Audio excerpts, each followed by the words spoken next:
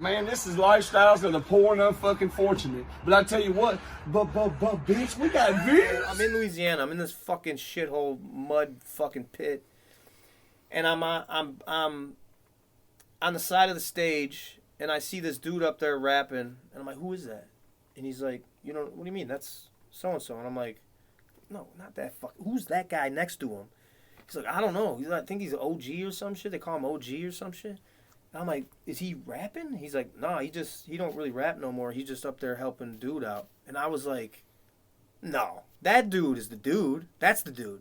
Mm-hmm. Like that motherfucker he's up there doing his John thing and he's rapping the other rap he's the guy that looks like the motherfucker, right? Right. So I'm like, go tell him to come over here when he's done. So I get doing my thing, whatever. Finally, John comes to me and goes, I think he even said like Mr. Calhoun, like that, And I was like, "What's up, dude? Like, what? You rap or what?" He was so excited to show me like all his old CDs and fucking that he had. Old Texas freestyle. Yeah, and like all types of shit. And he had like his own little stickers and all this fucking weird shit. And I'm just like, come to Illinois and get on my project. I want you to be on my project. So he came up to Illinois. Like that. Yeah.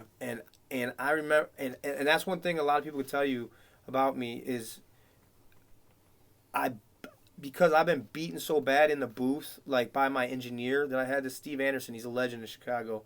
Every take I do, nope. So now Stoner, when I'd record with Stoner, I'd record my shit and be like, that wasn't good, right? He goes, why do you always say that? My first reaction is, I got to re-record that because of my fucking just Steve. PTSD. Fuck you, Steve.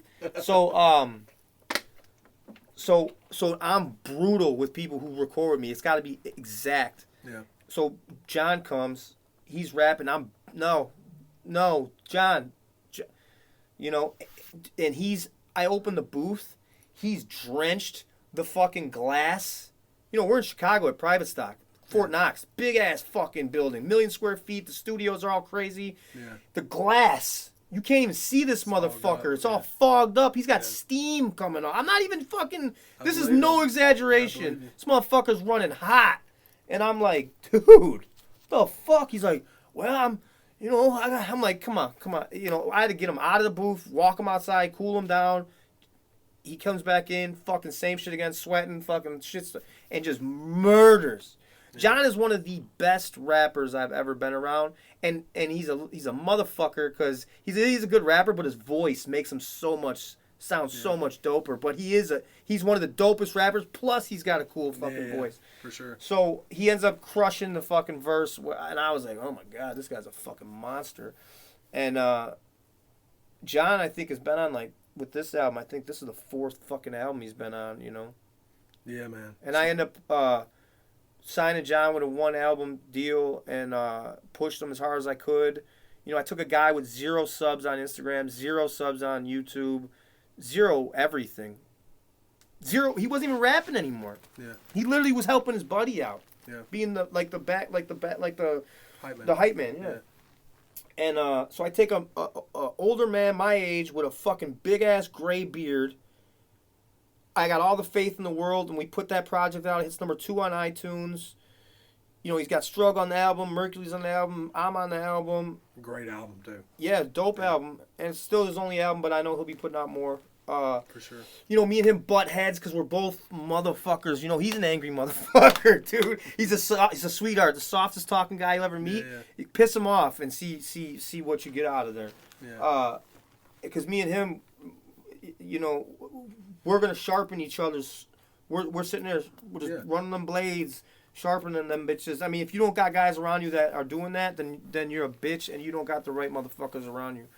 So me and John butted heads a lot and fight a lot, and now it's like we're brothers, and we throw darts at each other. Yeah. And I got you, bitch. Like, you know what I'm saying? And he went and did his own thing, and I still treat him like he's my artist. Yeah. If he needs help, I got you. Because y'all are family at this That's point. My brother, dog. Like, you know what I'm saying? Like, I'm going. I'll give him my pillow. I'll help him with any advice he needs, and I'll kill some. You know, Yeah. It's not all about being tough. I'm saying, like I said, I'll give you my cover. I'll give you my Right. whatever you need from me. And if you need me to show up to do some fucked up shit, let's go. Yeah. Because I know those type of guys, they're never doing fucked up shit to people. Right. But if they ever needed a motherfucker, I'm gonna show up. Yeah. But they're never gonna put me in a fucked up position, and those are the guys that I love to be around. And now John is absolutely fucking murdering it, and you're never gonna find one person that's met John that's gonna be like, nah, I don't like that guy. You know what I mean? Yeah. So For sure.